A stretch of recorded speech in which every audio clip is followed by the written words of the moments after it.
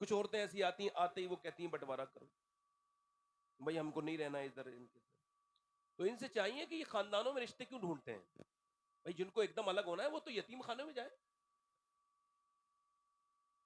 क्या बात है, यतीम खाना उनके लिए मौजूद जगह है ना, वहां बिल्कुल अकेला ही लड़का मिलेगा, ना बाप ना अम्मा ना कोई नहीं मिलेगा। मगर अगर एक कोई नेक आ जाए,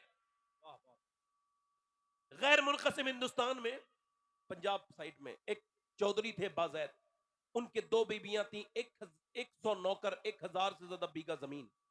1000 बीघा जमीन तो बड़ा आदमी होता है ना, इस जमाने में तो और भी बड़ा, उस जमाने में भी बहुत बड़ा।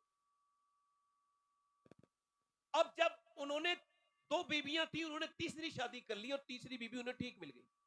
कभी कभी बीबी ठीक भी मिल जाती है, इनको तीसरी ठीक मिली। ये इस वजह से कह रहा हूं कि वो नमाज पढ़ती थी। आप भी बोलो जरा, सुभान अल्लाह, जल्दी बोलो। आप में से जितने लोग ये समझते हो कि हमारे पास नेकियों की कमी है, वो सुभान अल्लाह बोले। हाँ बस बस। अब ये मेंबर भी माशाल्लाह फुल हो गया है, और उधर बाहर से मत आने दो किसी को, ठीक है? उधर फुल हो गया है, क्या भाई, अब दूसरी जमात होगी तो ये लोग नमाजी आए तो तीसरी शादी, कितनी शादी हुई?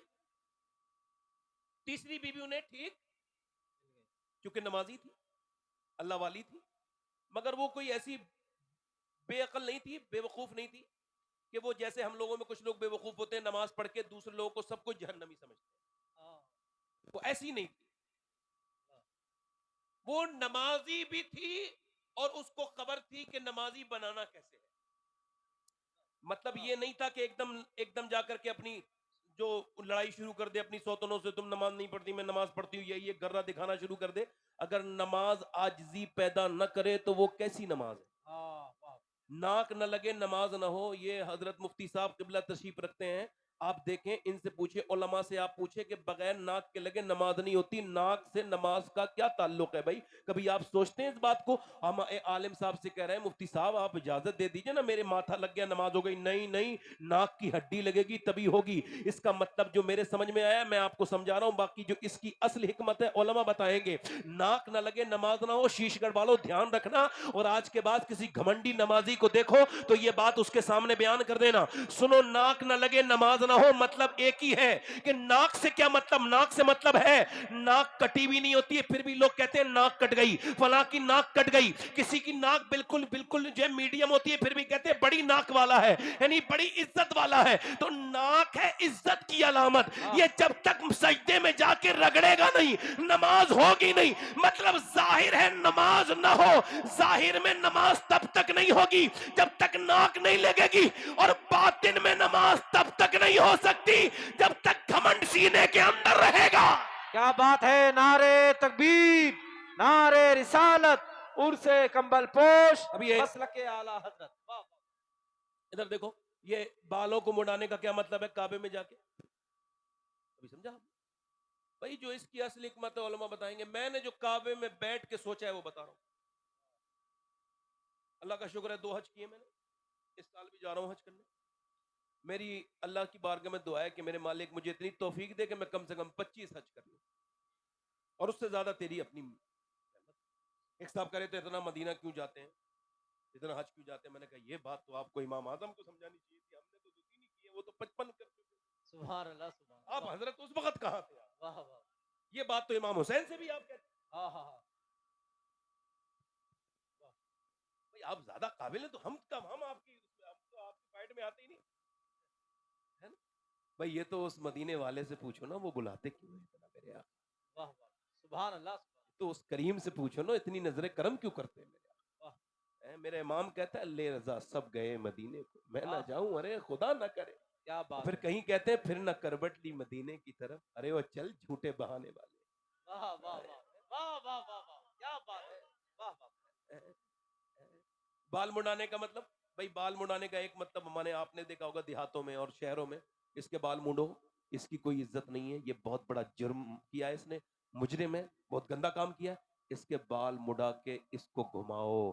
अब बंदा काबे में जाता है, बाल मुड़ाता है, और फिर अपने रब की बारगाह में अर्ज करता है, मालिक देख मैं मुजरिम तो हुई, मगर तेरे शहर में आके तेरे घर में आके मैंने बाल मुड़ा दिए, मेरी कोई इज्जत नहीं, तो बाल मुड़ाना ये करना सब मेरा काम था, और मुझको निगार को बख्शना ये तेरा काम है मेरे सुभान मालिक। अल्लाह, सुभान ये अल्लाह। इबादत जो है ना, ये आपको आजिज़ी सिखाएंगी, ये आपको इंसान बनाएंगी, वरना आप क्या बेवजह की चीजें कर रहे हैं। अब मेरी तरफ देखें, उस औरत ने एकदम एकदम नसीहत नहीं की, नसीहत के लिए भी अकल की जरूरत है। उसने सोचा कि इनको, तो उसने देखा कि चौधरी के लिए दूध लेके जाता है नौकर, उसने कहा तुम लेके नहीं जाओगे, मैं लेके जाऊंगी। रात को दूध लेके गई, बेहतरीन औटा के, उसमें बादाम शदाम लगा के, लीजिए चौधरी साहब दूध पीजिए। उसने कहा मेरी तो 2 बीबी हैं, वो भी लेके आती हैं दूध, वो कभी नहीं लेके आई, आप क्यों लेके आई? कहा मेरा ज्यादा हक बनता है आपकी खिदमत करने का, लीजिए ना मेरे सरताज, आप दूध पीजिए। इतनी मीठी बात की, दूध पी लिया उसने, कहा जरा अच्छा था, जायकेमंद भी पहले ज्यादा था, नौकर के बनाने में और बीबी के बनाने में फर्क है तो, और फिर देने में। अब उसने पाँव भी दबाने की इजाजत चाहिए, कहा क्यों? कि मैं अपने घर पे माँ बाप की खिदमत करती थी, अब आप मेरे सरताज हैं, जरा पाँव की दबाने की इजाजत दें। अच्छा, पाँव दबाने की इजाजत दे दी, जानती भी थी। उसने उन्हीं पॉइंटों को टच किया जिससे उसको आसानी होती है, वरना कुछ लोग पाँव दबाते हैं तो और दर्द कर देते हैं, कहते हैं जल्दी छोड़ो हाथ पाँव, मगर कुछ लोग दबाना जानते हैं, वो जानती थी। दबाते दबाते चौधरी को आने लगी नींद, और चौधरी को जब कराटे शुरू हुए तो कहने लगी चौधरी साहब आपको नींद आ रही है, और मैं भी जरा जा ही रही हूँ, मुझको भी नींद आ रही है, अगर बुरा ना मानो तो फजर की नमाज के लिए उठा दो। सुभान अल्लाह, सुभान। वाह वाह वाह। अब वाह एक तो वाह, चौधरी, दूसरा मर्द, क्या बात। दो दो घमंड की अलामत इसके अंदर। मर्द तो अक्सर घमंडी होते हैं। इसका एग्जाम्पल बताऊं, 100 किलोमीटर से सफर करके आएगा, घर में आके बीवी से कहेगा एक गिलास पानी लाओ, अरे भाई ये 4 कदम दूर पानी है, पी लेते हैं। कि नहीं नहीं, मेरी दादागिरी जहां चलेगी चलाऊंगा जरूर, जहां चलती है चलाता। हुजूर ने फरमाया तुम में बेहतर वो है जो अपनी बीवी के लिए बेहतर सुभान अल्लाह, सुभान अल्लाह। वाह वाह। है ना।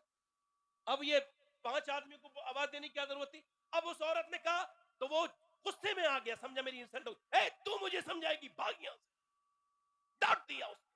मगर अल्लाह वाली है, नेक है, उसकी बेइज्जती नहीं हुई जैसे हमारी हो जाती। घमंडियों की बहुत जल्दी बेइज्जती होती है।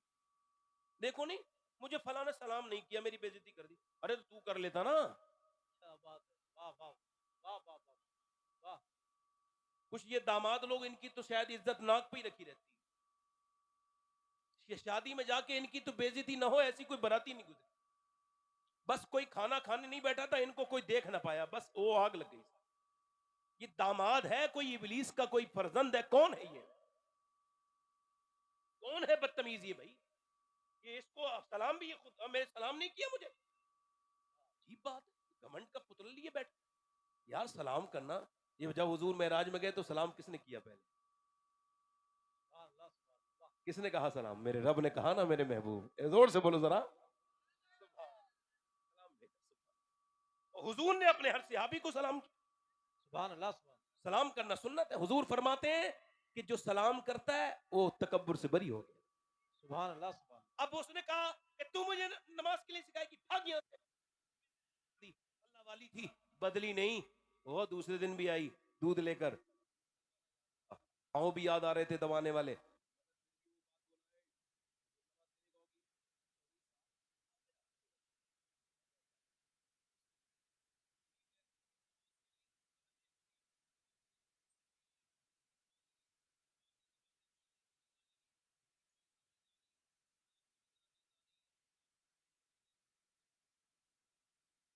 ना, और गुस्सा ना हो जाना मेरे सरताज, अगर बुरा ना मांगने तो सुबह फजर में उठाऊं, आओ देखा ना ताओ।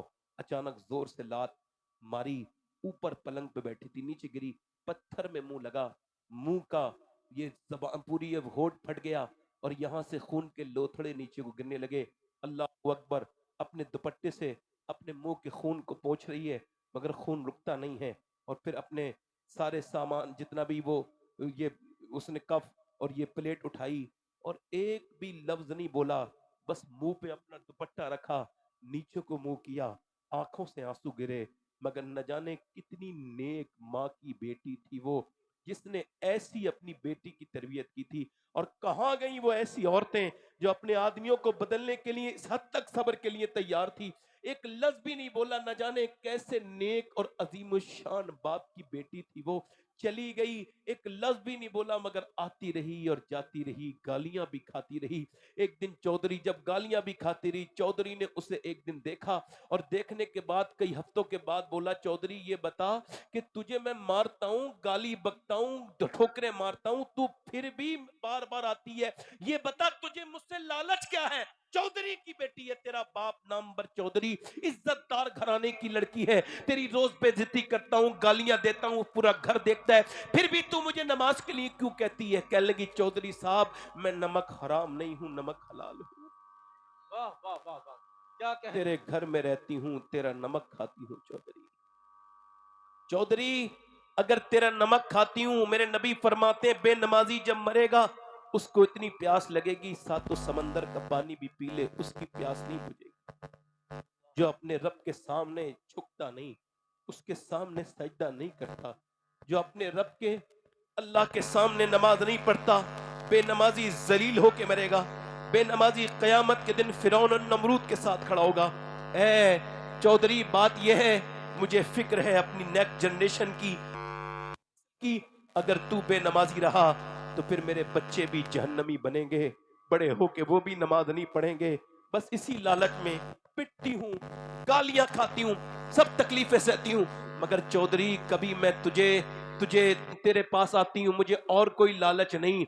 उसने नजर नजर में ही ऐसे भले सुखन कहे, मैंने तो उसके पाँव में सारा कलाम रख दिया। औरत आगे बढ़ी और जब औरत की ये बात सुनी तो उसके दिल में रहम आया। चौधरी बोला, तू सुबह मुझे नहीं उठाएगी बल्कि मैं तुझे सुबह को उठा दूंगा। चौधरी ने औरत को उठाया और जब फजर में दोनों सजदे में गए तो औरत ने जरा अपने सजदे का फायदा उठाना चाहा और अपनी जो उसकी जो दुआ है ना, उस हथियार का इस्तेमाल किया। सजदे में जाके बोली, ए बेपना ताकतों वाले, मेरी कोई हैसियत थोड़ी है, मैं तो बड़ी कमजोर तेरी बंदी, तू बेपना ताकतों वाला है मालिक, तू दिलों को बदलने वाला है। तुझे पता है कि ये तेरी बंदी कितनी पिटी है, कितनी मारे, कितनी गालियां और कितनी लातें बर्दाश्त की हैं।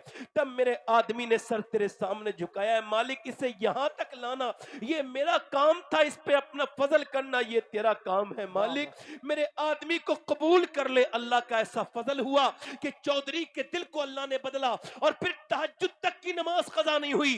अपनी हवेली में बहुत आलीशान मस्जिद, हवेली से बड़ी बनाई, 100 नौकर नमाजी हो गए, बीबियां बच्चे सब नमाजी। इलाके में जिधर चौधरी गया नमाजी, उसने हर इलाके में, हर गांव में एक मस्जिद बनवाई। और जब इन दोनों के दरमियान में बच्चा पैदा हुआ, एक औरत ने पूरे इलाके में नमाज की लहर दौड़ा दी। जब बच्चा पैदा हुआ तो कोई आम बच्चा नहीं था, बल्कि बकौले हुजूर मुफ्ती आजम हिंद अपने वक्त का कुतुबुल अख्ताब सुल्तान मोहम्मद बाहू था, जिसने कहा था तस्बीह फिरी पर दिल नहीं फिरिया, की लेना तस्बीह फड़ के हूँ, इल्म पढ़ा पर अदब न सिखिया, की लेना इल्म नु फड़ के हूँ। जब माँ बाप पंजाब में नमाज पढ़ते हैं तो बेटा सुल्तान मोहम्मद बाहू बन के पैदा होता है। जब माँ बाप नमाज पढ़ते हैं बरेली में तो बेटा इमाम अहमद रजा बरेलवी आला हजरत बनता है। जब माँ बाप नमाज पढ़ते हैं ईरान में तो बेटा मखदूम अशरफ जहांगीर समनानी बनता है। जब माँ बाप नमाज पढ़ते हैं कलियर वाले के तो बेटा अलाउद्दीन मखदूम साबिर बनता है। जब माँ बाप नमाज पढ़ते हैं महबूब इलाही के तो बेटा निजामुद्दीन महबूब इलाही बनता है। जब माँ बाप नमाज पढ़ते हैं मोइनुद्दीन चिश्ती के तो बेटा गरीब नवाज हिंदल वली बनता है। जब माँ बाप नमाज पढ़ते हैं कुतुबुद्दीन बख्तियार काकी के तो बेटा कुतुबुद्दीन बनता है। माँ बाप